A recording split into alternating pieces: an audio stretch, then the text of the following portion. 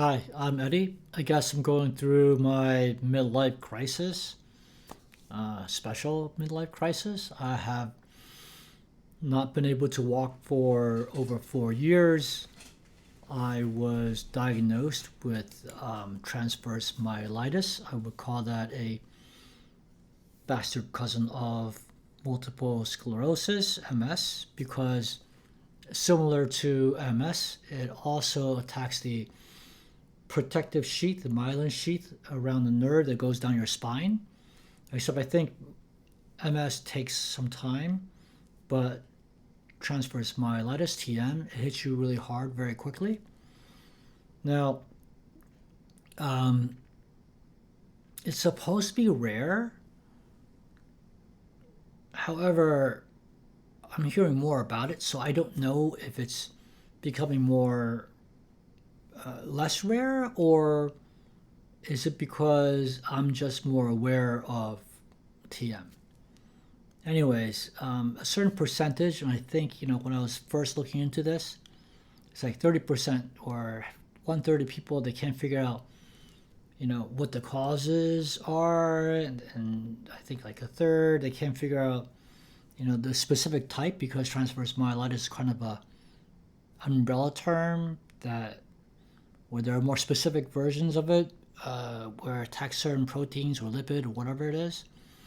And then a certain percentage have like no cure, or they don't come back, they don't recover. And I won the jackpot in all those. Essentially, they don't know what the cause is.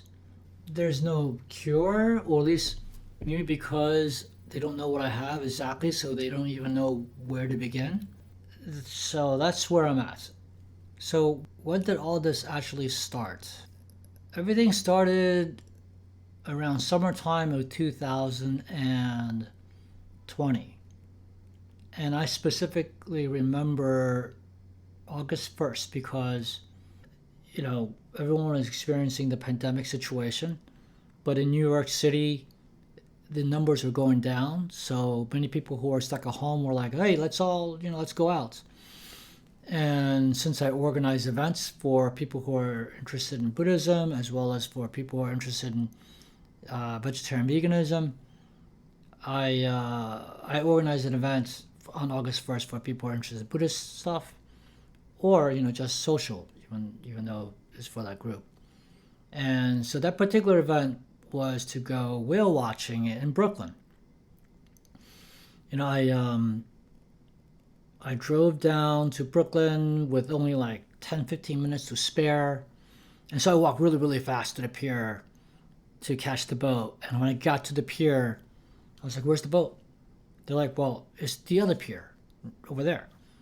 It's only one pier over, but these piers are pretty big. And so I fast walked. And then I was like, I gotta run, and this is, I'm not gonna make it. So I started running, or at least like a quick, not running, but like a jog. And as soon as I started lifting my legs across, and I have that little gait, and when my foot hit the ground, as opposed to absorbing the shock, bouncing, going to the next step, I felt like my legs were kind of like, like jello-y. They didn't have the ability to like bounce back. I was like, oh my God, I guess I haven't worked out for so long. What's going on? Actually, if I can recall correctly, when I was on a boat, I was trying to get from point A to point B, and I fell. But I thought I fell because the boat was shaking. But I think I fell because I just didn't have full control of my legs. Subsequently, I did quite a few other events. Walked around the city, on the Upper West Side, check out some Buddhist temples, some food. I went to the downtown, walked around, but.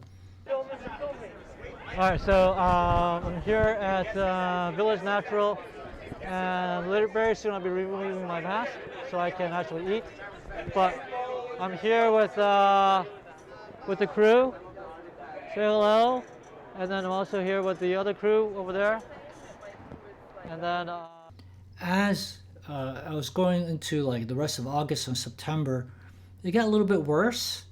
Like I felt like, it was almost like I was a little bit um, dizzy from having too many drinks, but it wasn't that bad. It was, and then I can't really say that this is what happened, but I did talk to my doctors about this. Around, I think, mid September, I took a flu shot. Everything went down the drain really quickly. So I can't say that, oh, that was the reason why it went down. Everything went down really quickly. It could have been just that was the time. But, I spoke to the doctor and they're like, well, if that's the case, then maybe my immune system was overreacting to vaccines. And by the end of September, I was walking around like I was really tipsy, like quite drunk. That's what it looked like, but I wasn't drunk. And you know how when you have too many drinks and you're walking from point A to point B, and there's a chair or a table next to you, will put your hand on the chair so you can make sure that you're walking straight without kind of moving left or right. And then I fell down the stairs on September 8th. When I was falling down the stairs, everything slowed down. Okay, it was slow motion. And during the slow motion, like one of my foot slipped on a stair, and in my mind I thought, you know, I can just do a roll because I used to do that all the time. If I ever fell forward, I would do a roll. I would just tuck it in and do a roll. When I was going through the slow motion of thinking about that, all of a sudden things just went really fast, and I didn't do a tuck. I didn't do a roll. I went head first and went bang, and I heard this crack like right there, and I was like, "Oh my god, I think I cracked my skull."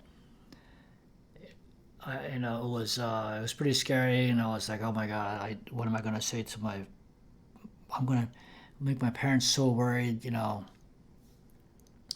And I immediately got like this massive bump, like this big bump all the way around the top of my head, and then it became like there was like blood filling out through the cavities on my face, and it became like this little protruding horn. And so that was what precipitated me to go see a doctor because I thought I had pinched nerves, but I didn't. When did I actually go to the hospital? After I'd been to the doctor, gotten some x-rays, he told me to go get MRI. And October 19th, I went to get MRI at a radiology center in Flushing. I got there around like 6 o'clock, I think. And by the time I was going there, I was using like a cane. I was like shaking, trying to maintain my walk. After I changed out of my clothes into the gown, I walked out. I looked at I remember turning right.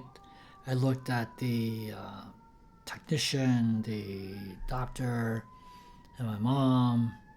And then the floor gave out, and I just fell backwards.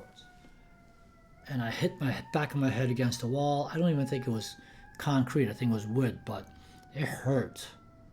It really hurt. And then I fell forward after it hit my head, from the back of my head, and it hit the ground. And I had my eyes closed. I was seeing stars.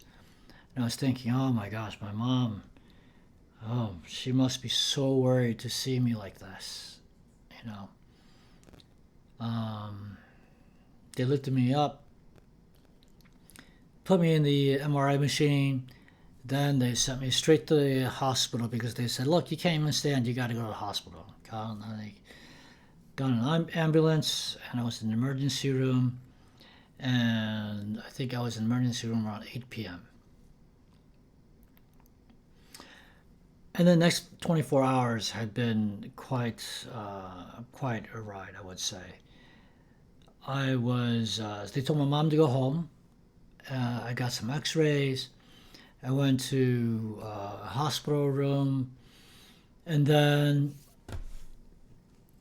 that night in the hospital room, it's during the pandemic, so I was wearing one of these. You know, I had one of these in bed, and so I was in the bed, and I woke up around like maybe like I don't know between 1 and 3. I can't remember, and I was moving around, so the uh, the mask came down. And I was like, oh, the mask came down. How's that going to protect me from things in the air? Or I got to pull it back up. So I tried to pull it back up, but I couldn't. I could not hold on to my mask with either hand. So I had to push it up. I don't know how I was like pushing it down here, pushing it there. So I was like, oh my gosh, I can't move my fingers. It's spreading fast. And so I tried to reach the nurse, but I couldn't press the buttons. I could not extend my fingers to press the button next to me. And so I had to like squeeze my hand like this as best as I could. I finally was able to reach the side. Nurse came, nurse said, look, the doctor's going to be here in like a couple hours, so just wait. Woke up, my mom came, and now it's Tuesday, so I need to make sure that, my office knew what to do because I'm like, out of commission. I couldn't dial the phone. So, I think my mom dialed the phone for me, and she put the phone next to my head, and I spoke to my boss, my coworkers, told them what needed to be done, blah blah blah. And then I had a busy day. They gave me a bedside operation where they punctured a couple of holes and put like a couple of straws in it. Well, it's not straws. I don't know what it's called, but so that they can give me a thing called plasmapheresis. They said they're going, we need to, we drew all this blood from you. We need to get some spinal fluids. The spinal tap doctor came, and he had this whole like group of young doctors, all observing me like a little guinea pig. And the doctor goes, okay, we're going to do a spinal tap on you, but I'm going to have one of my young doctors do it for me. I'm going to watch. So he turns, looking at his doctor, and I followed his gaze. And I couldn't believe it. There were like, I don't know, 8, 10 young doctors there. And he pointed at the most beautiful, attractive, young female doctor there. And I was thinking in my head, are you kidding me? This happens here in hospitals too? But that thought was very quick in passing because I had other issues I had to think about. Then it was toward the evening, and they told my mom, you have to go home now. And so my mom goes home. So that was my 24 hours from arriving at the hospital around 8 to around 8 p.m. But the night's not over. I think around maybe like 10 p.m. or so, their MRI machine opened up, and they said, okay, now you got to go get another MRI because the MRI you took the night before didn't take the right places, just not good enough, so we're going to do another MRI for you. Now, the night before, I had done my first MRI, so I know what to expect. It's super loud. And the night before, all that loud noise and the music they put on you, it becomes like ambient noise for me. And I just took a nap. So I was like, I'm going to do the same in this one as well. So they put me, and, they put like this big thing again. They put the little brace on my head and my neck so they can take the MRI. They gave me a little squeezy ball. They put it in my right hand. They said, look, we're going to put you in this little tube. Don't move. If you need us, squeeze the squeezy ball. And I was like, okay, yeah, sure. So they put me inside, and, like literally 2 minutes later, I'm asleep. But then around, like, I don't know, 15, 20 minutes later, maybe 30, I don't know, I woke up. And when I woke up, I was like, having a hard time breathing. And it's like my breath was really short. It was like my diaphragms won't go down. That's pretty much what it was. I was like, you know what? Maybe I'm hyperventilating. So I should just relax. And if I relax, I should be able to breathe better. So I tried to relax. But when I tried to relax, it felt like I wasn't breathing. I was all right, that's no good. That's no good. I tried to breathe, but it didn't work. And I was like, you know what? I better let them know that I'm having a hard time breathing. I got the squeezy ball in my right hand and I squeezed. Nothing happened because I had no strength in my fingers whatsoever. None. I took my other hand and I manipulated two of my hands so that they crisscrossed like this. Now I got the squeezy ball between both my hands. I was like, I'm going to squeeze. And nothing happened. I didn't have no strength in my arms. And I was like, I'm in trouble. So I tried to yell, and I realized I can't yell because I could barely breathe. And not only that, MRI machine is super, super loud. And I thought to myself, crap, they're going to pull me out. I'm going to suffocate. I'm going to turn blue. Oh my God. And then I remember that they said, don't move. And even though I was losing my strength in my fingers and my hands, I could still move my neck. And so I started moving my neck. So I moved my neck. And then I heard them say, stop moving.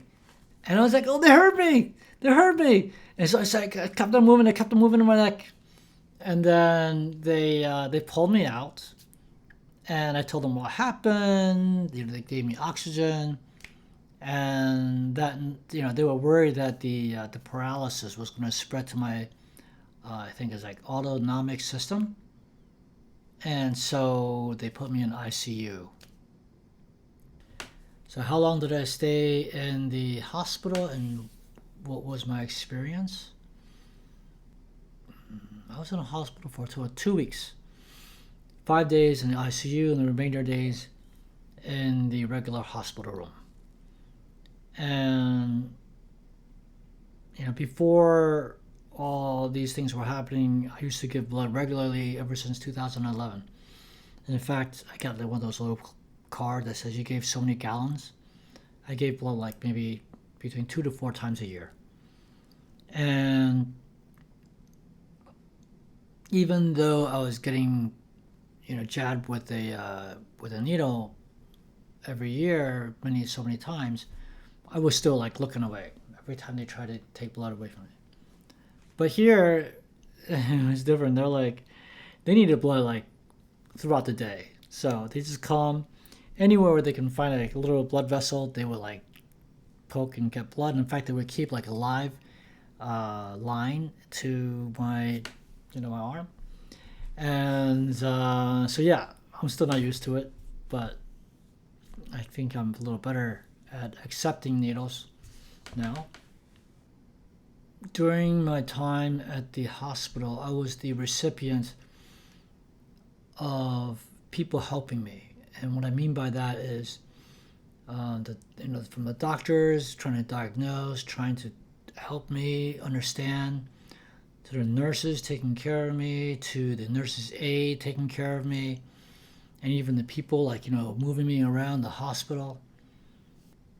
Because I organize events for people who are interested in Buddhism, people who are interested in vegetarian veganism and stuff like that, I've met a lot of people who I call are do-gooders.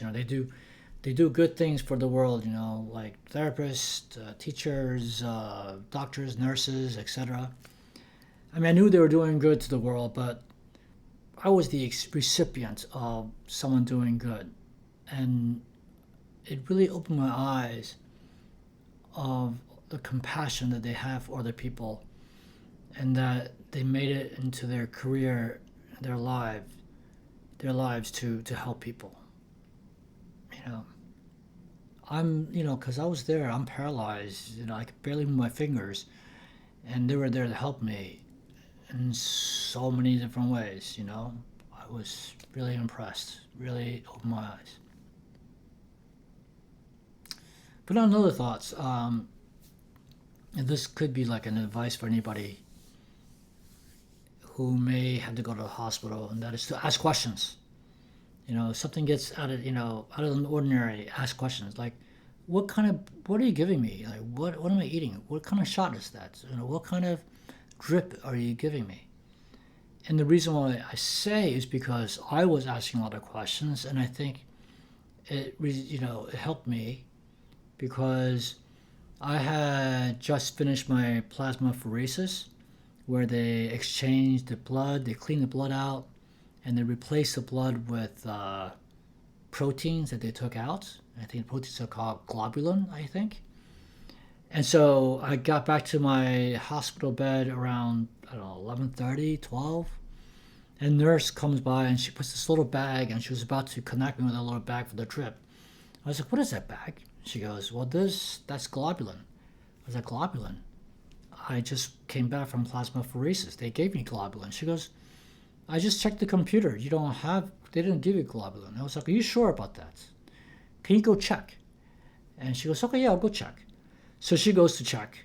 As it turned out, when she looked at the computer, the other nurse who just gave me the plasmapheresis had not had time to input what I had just done.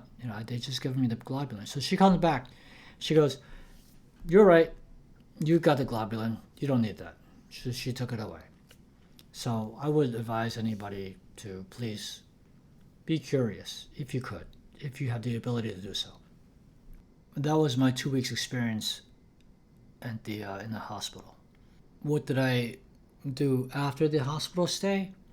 After the hospital stay, because of my condition, paralysis, they sent me to a rehab center. I went to a very good rehab center in New Jersey. I got lucky. I got really lucky. I mean, they put me in a room. It was a double-sized room. On the one side was a bed. On the other side was empty, but with a large TV, like gigantic TV hung on the wall. All the other rooms were doubles, 2 beds. I was the only one bed, one large TV, windows all the way across. Well, everyone got windows, but I had double-sided windows, like one gigantic room. Not that I don't want to share a room, but I got lucky. Again, the people there were amazing. The therapists there, the nurses there, the doctors there, they were all amazing. They're all compassionate, really compassionate people. Still very impressed. When I arrived at the rehab center, I could not move my legs at all. One night, I was, I guess I didn't say this before, but when you can't move your legs, you're stuck in one position, and it's so freaking uncomfortable. You had to roll over, and you got to call the nurses to help you roll over. And one night I was in bed, and I was able to move a little bit. I felt my legs move because I was so uncomfortable. I told the therapist, and they started to give me exercise to help my legs. So I started able to move my legs a little bit. Obviously not enough because I'm still in a wheelchair, but you have to be careful because there's a rule. I don't know if you know this, but the hospital beds in the hospitals and in the rehab center have 4 rails. Each side has 2. Upper body, lower body. And it's against the law or something, at least in New Jersey and I think in New York too, where they cannot put 4 rails up. They can only put 2 at a time unless if you request it. I could barely move, so I had 2 there, and I thought that was fine, but I was able to move my legs. However, one night I woke up because I felt my body sliding down the bed when I rolled over. My legs went over the bed, and I started sliding down, and I was holding onto the rails with my dear life, because for me, once I hit the floor, I could barely move. I didn't want to hurt any other parts of my body. Reached out for the little button, and somehow pushed it, and from then on, all rails were up. That was my adventure at the rehab center.